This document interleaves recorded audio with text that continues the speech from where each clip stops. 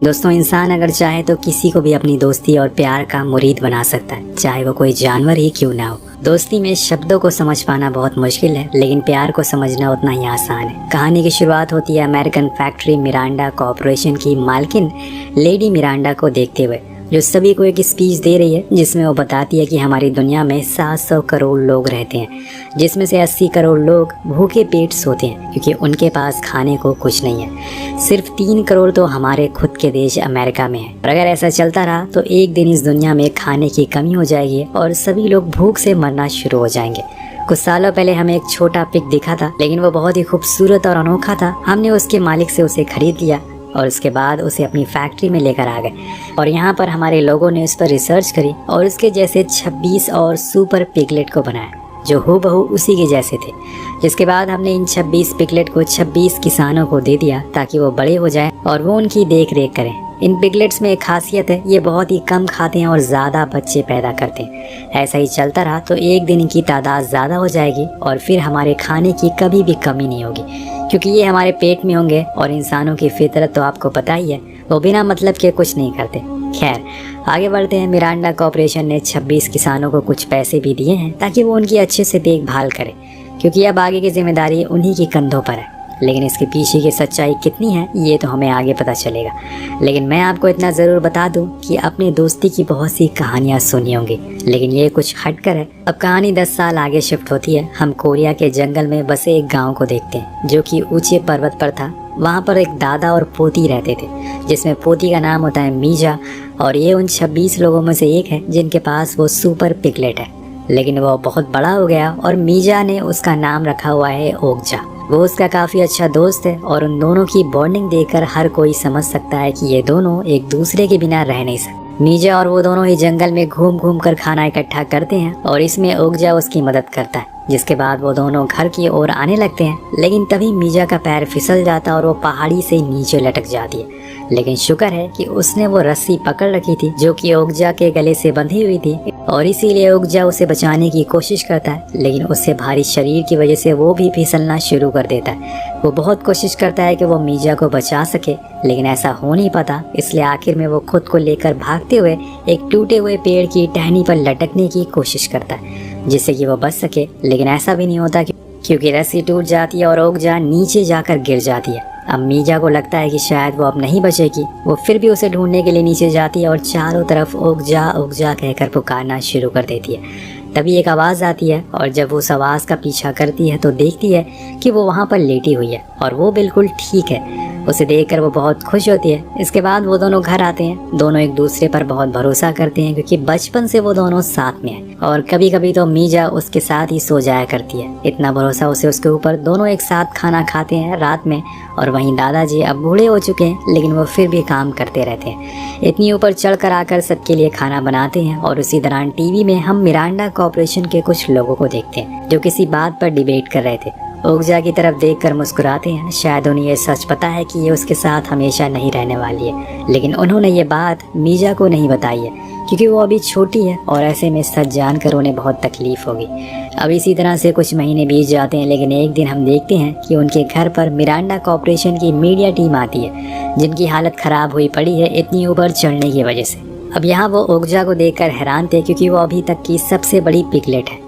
उसकी ग्रोथ औरों से ज़्यादा तेज़ हुई है और ऐसे में वो उसके साथ एक वीडियो शूट करते हैं और दादा और मीजा दोनों को साथ में खड़े करके एक फ़ोटो भी लेते हैं। इससे उनकी कंपनी का प्रमोशन होगा। उन्होंने जो रिसर्च की थी वो सच निकली और ऐसे ही वो चीज़ें बनाएंगे। तभी एक आदमी कहता है कि अब ओगजा न्यूयॉर्क जाने के लिए तैयार है।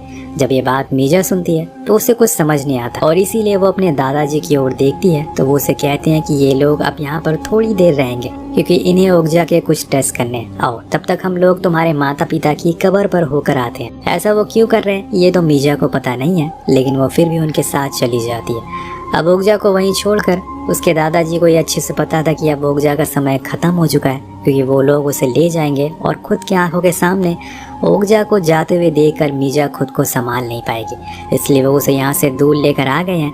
यहाँ वो उसे सब सच बता देते हैं और कहते हैं कि तुम अब बड़ी हो गई हो, तुम्हारी मॉम चाहती थी कि तुम शहर जाकर एक डॉक्टर बनो और फिर बड़े होकर किसी अच्छे लड़के से शादी कर लो।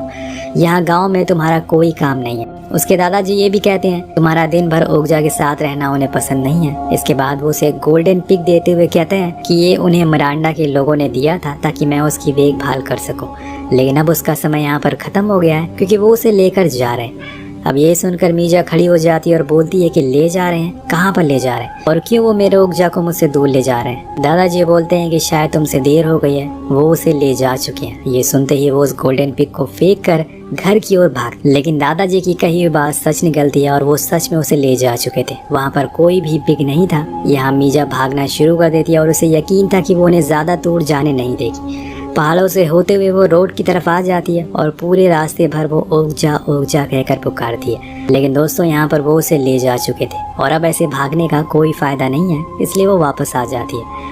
पर मीजा एक बहादुर बच्ची है, वो ऐसे हार मानने वाली तो नहीं है, इसलिए वो डिसाइड करती है कि वो शहर जाएगी और फिर वहाँ से उसे ढूंढ कर वापस अपने साथ लाएगी।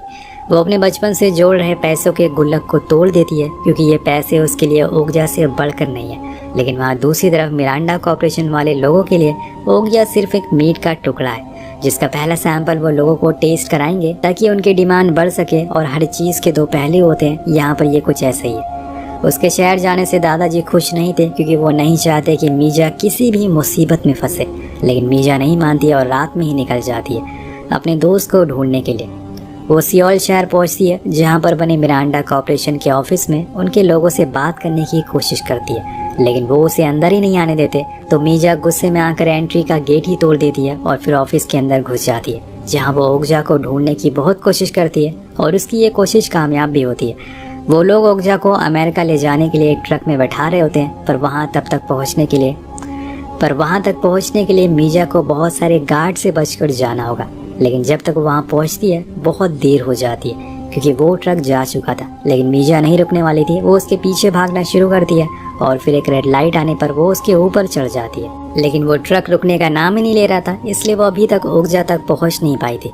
लेकिन जैसे ही वो ट्रक एक टनल के अंदर जाती है तभी एक और ब्लैक कलर की ट्रक आकर उसके सामने रुक जाती है, जिसमें से कुछ मास्क मैन निकलते हैं। दरअसल ये लोग एक ऐसे ग्रुप का हिस्सा थे जो जानवरों पे हो रहे अत्याचारों को रोकते थे और इनकी एक पूरी फेडरेशन होती है। वो चारों ओर से उस ट्रक को घेर लेते हैं और जितने भी उसके अंदर लोग थे उन्हें बेहोश करके भी वहाँ पर ओगजा जो बाहर निकलती है, लेकिन यहाँ उसे समझ नहीं आ रहा था कि असल में ये सब हो क्या रहा है, इसलिए वो इधर उधर भागना शुरू कर देती है। लेकिन तभी दूर मीजा एक कार के ऊपर चढ़कर उसे आवाज़ लगाती है और वो सुन लेती है और खुशी के मारे उसकी ओर भागना शुरू कर देती है। दोनों एक दूसरे के करीब आने लगते हैं, लेकिन वो एनिमल फेडरेशन वाले लोग भी उसके पीछे पड़ने लगते हैं। उधर दोनों भागते हुए एक शॉप में घुस जाते हैं लेकिन वहाँ जगह कम होने की वजह से ओगजा गिर जाती है, जिसमें मीजा को भी चोट आती है। पर तभी वहाँ पर मिरांडा कॉर्पोरेशन वाले लोग आते हैं, बेहोशी के इंजेक्शन लगाने लगते हैं, लेकिन वो फेडरेशन वाले ऐसा होने नहीं देते। वो उसे बचाने लगते हैं। देन उन्हें चकमा देकर वो ओगजा को लेकर वहाँ से भाग जाते हैं। अब ट्रक के अंदर मीजा को बहुत सी ऐसी चीज़ें जानने को मिलती है जो उसे कभी पता ही नहीं थी, जैसे कि ओगजा का जन्म उसके गांव में नहीं बल्कि अमेरिका की एक लैब में हुआ है, जहां पर मिरांडा कॉर्पोरेशन के लोगों ने उसके ऊपर कुछ ऐसे एक्सपेरिमेंट किए हैं जिससे कि वो जल्दी बड़ी हो सके, लेकिन इसमें उसकी जान को बहुत खतरा है। और ये सब सुनकर मीजा को ओगजा के लिए प्यार और बढ़ जाता है और वो उसे गले से लगा लेती है, जिसे देखकर वहाँ मौजूद सभी लोगों की आंखें नम हो जाती है। इसके बाद एक आदमी मीजा को बताता है कि मिरांडा के लोग तुम जैसे किसानों को सिर्फ अपने मतलब के लिए इस्तेमाल करते हैं और ऐसा उन्होंने इसलिए किया कि वो ऐसे और पिक बना सके और इसके मीट को लोगों को खिला सके। लेकिन जब उनके कस्टमर को पता चलेगा कि वो असल में फिगमेंटेशन वाले मीट को खा रहे हैं तो उनकी सेहत खराब हो सकती है और न जाने ऐसे कितने जानवरों की बलि दी जाएगी खुद के फायदे के लिए। ये सब गलत हो रहा है, इसलिए हमें कुछ करना चाहिए। और इसीलिए वो एक कैमरे को ओगजा के कानों में लगा देता है ताकि वो देख सके कि असल में मिरांडा कॉर्पोरेशन में क्या होता है। और अब ये देख सकते हैं कि इनके पीछे शहर की पूरी पुलिस पड़ चुकी है और ऐसे में वो खुद को बचाने के लिए एक नदी में कूदकर भाग जाते हैं। लेकिन मीजा ओजा को अकेले छोड़कर नहीं जाना चाहती, इसलिए वो उसके साथ ही रहती है। लेकिन ये फैसला उसके लिए सही होगा या फिर गलत, ये उसे भी नहीं पता। कुछ ही देर बाद इन्हें पकड़ लिया जाता और सियोल की जेल में डाल दिया जाता। लेकिन अगली सुबह ये खबर आग की तरह फैल जाती है कि मिरांडा कॉर्पोरेशन के लोगों ने एक पिग को उसके ओनर से जबरदस्ती छीन लिया है और उनके ऊपर एनिमल फेडरेशन वालों ने रेड भी मारी है। और ये खबर फैलते ही उनके शेयर गिरना शुरू हो जाते हैं और इससे उनका करोड़ों का नुकसान होता है। मिरांडा इन सब से बहुत परेशान हो चुकी थी और इसलिए वो एक चाल चलती है। वो पहले तो मीजा के दादाजी को यहाँ पर बुलाती है ताकि वो उसे ये सब करने से रोक सके, लेकिन ऐसा ना होने पर भी वो उन दोनों को न्यूयॉर्क ले जाने के लिए मान जाते हैं ताकि वो लोगों के अंदर एक सिंपैथी ला सकें कि उनके पिग और पिग की तरह बिल्कुल नॉर्मल है। और उन्होंने मीजा और उसके दादाजी से इस पिग को खरीदा है जैसे कि उन्होंने औरों से खरीदा, लेकिन सच्चाई इससे परे होती है जो कि एनिमल फेडरेशन वालों को पता थी। जब वो ओगजा के कान में लगे कैमरा को मिरांडा कॉर्पोरेशन के अंदर चीज़ों को देखते हैं तो उन्हें पता चलता है कि यहाँ पर हर एक जानवर किसी न किसी बीमारी से परेशान है, क्योंकि उसे दवाइयाँ खिलाकर या एंटीबायोटिक देकर बड़ा किया गया है। इसके बाद वो ओगजा को ज़बरदस्ती किसी और पिग के साथ फिजिकल इंटीमेट करवाते हैं ताकि वो उसकी डीएनए से और भी बहुत से ऐसे पिग बना सके। लेकिन यहाँ एनिमल फेडरेशन वाले जो कुछ भी देखते उससे उनके रोंगटे खड़े हो जाते हैं। वो ऐसा ओगजा को तकलीफ में देकर बहुत गुस्से में थे। लेकिन यहाँ ये सब खत्म नहीं होता।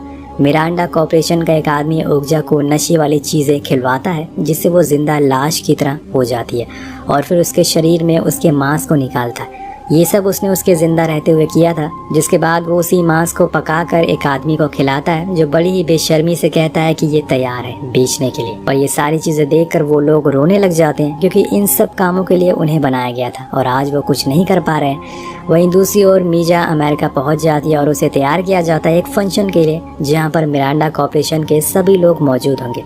वो अपने इन पिग की कीमत की रेट और उसकी क्वालिटी के बारे में बताएंगे जो कि इंसानों को जल्दी बूढ़ा नहीं होने देगी। इसके बाद हम देखते हैं कि हजारों लोगों की भीड़ एक जगह पर इकट्ठा हो जाती है और मिरांडा कॉर्पोरेशन के लोगों ने सुपर पिग के मीट से बने सॉसेज खाने को देते हैं ताकि उन्हें भरोसा हो सके कि ये सब झूठ था जो उन्होंने सुना था, अफवाहें सुनी थी। और जब वो उसको टेस्ट करते हैं तो वो उन्हें बहुत पसंद भी आता है। इसके बाद हम फेडरेशन के लीडर जॉन को देखते हैं जो मीजा के रूम में छुप कर आ जाता है और उसे माफ़ी मांगता है कि उन्होंने ऐसा उसे अकेला छोड़ दिया, पर वो जाते जाते उससे वादा करता है कि वो उसके दोस्त को बचा कर रहेगा।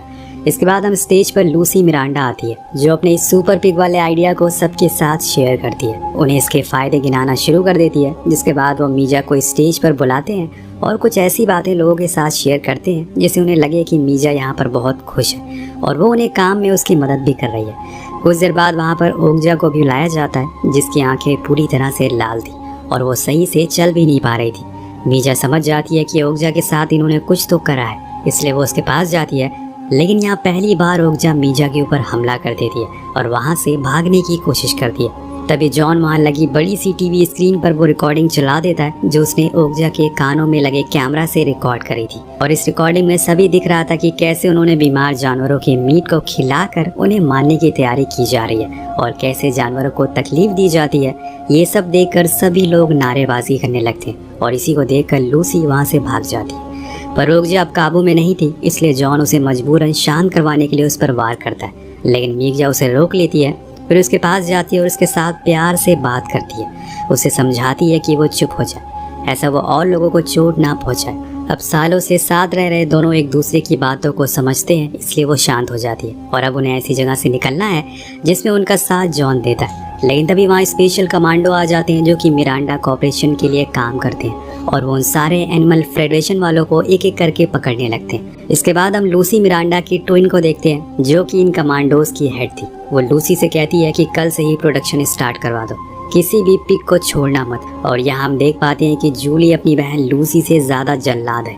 लेकिन अब मीजा, जॉन और ओगजा तीनों ही इनकी पकड़ में आ चुके हैं। कुछ समय के बाद ये जैसे तैसे उस जगह पर पहुँच जाते हैं जहाँ पर कई सारे पिग एक साथ बंधे हुए थे क्योंकि आज इन्हें मारा जाने वाला। लेकिन मीजा यहाँ पर ओगजा को आवाज़ लगाती है, पर जब वो अंदर जाती है तो देखती है कि उसके ओगजा को बस मारने ही वाले हैं ये लोग। और ये देखकर वो अपनी और ओगजा की बचपन की फ़ोटो दिखाती है, लेकिन वो फिर भी नहीं रुकता। असल में दोस्तों यहाँ पर मीजा को इंग्लिश नहीं आती थी, इसलिए वो उसकी कोरियन भाषा समझ नहीं पाता। लेकिन यहाँ तभी जूली अपने लोगों के साथ पहुँच जाती है और जॉन और उसके साथियों को पकड़वा देती है। तभी उसका एक आदमी उसे बताता है कि ये मीजा है, इसने हमारे सुपर पिग में से एक पिग को पाला है, वो अभी तक का सबसे अच्छा है। तो जूली फौरन कहती है कि अभी तक वो जिंदा क्यों, उसे भी मार दो। लेकिन जॉन उसे ऐसा करने से मना करता है और बोलता है कि तुम्हारे पास इतने सारे पिग हैं, तुम इन्हें मार सकती हो पर इसे छोड़ दो क्योंकि इसमें एक बच्ची की जान बचती है। लेकिन दोस्तों जूली को सिर्फ पैसों से मतलब था। या मीजा कोरियन भाषा में कहती है कि तुम इसे क्यों मारना चाहती हो। उसका साथी इसे ट्रांसलेट करके उसे बताता है तो वह जवाब में कहती है कि इसके अंदर कुछ नहीं है, सिवाय मीट के। तुम इसके लिए इतनी टेंशन क्यों ले रही हो, तुम भी इसके मीट को एंजॉय करना। लेकिन मीजा ऐसा नहीं चाहती, इसलिए वो उसकी तरफ वही गोल्डन पिग फेंकती है और कि मैं इसके बदले में ओगजा को खरीदना चाहती हूँ। अब दोस्तों उस गोल्डन पिग की बहुत कीमत होती है, इसलिए वो मान जाती है और ओगजा को ले जाने को बोल देती है। लेकिन यहाँ जब मीजा, जॉन और ओगजा तीनों जा रहे होते हैं तो बीच में एक पिग अपने 2 बच्चों को उनकी तरफ फेंक देता है ताकि वो उनकी रक्षा कर सकें। ये सीन अभी तक की इस कहानी का सबसे इमोशनल सीन होता है। दरअसल वो दोनों माता पिता नहीं चाहते थे कि उनके बच्चे यहाँ बड़े हों और उन्हें भी मार दिया जाए, और इसीलिए वो उन्हें मीजा को देने लगते हैं। वो उसके पीछे पीछे आने लगते हैं और मानो वो मीजा को अपनी भाषा में अपने बच्चों की जान बचाने की कह रहे हैं। वो उसके पीछे पीछे आने लगते हैं और मानो वो मीजा को अपनी भाषा में अपने बच्चों की जान की भीख मांग रहे हो। ओगजा उन दोनों बच्चों को अपने मुंह में दबा लेती है और फिर वो वहाँ से चले जाते हैं। लेकिन उनके जाने के बाद मिरांडा के लोग एक एक करके सभी जानवरों को मार देते। अब 3 महीने बाद का समय देखते हैं जहाँ पर अब ओगजा और मीजा दोनों अपने गांव आ गए। वहाँ वो खुशी खुशी रह रहे हैं और उनके साथ वो 2 बच्चे भी हैं जो कि धीरे धीरे अब बड़े हो रहे हैं। और इसी के साथ ये कहानी यही खत्म हो जाती है। वेल, आपको कहानी कैसे लगी नीचे कमेंट करके जरूर बताएगा।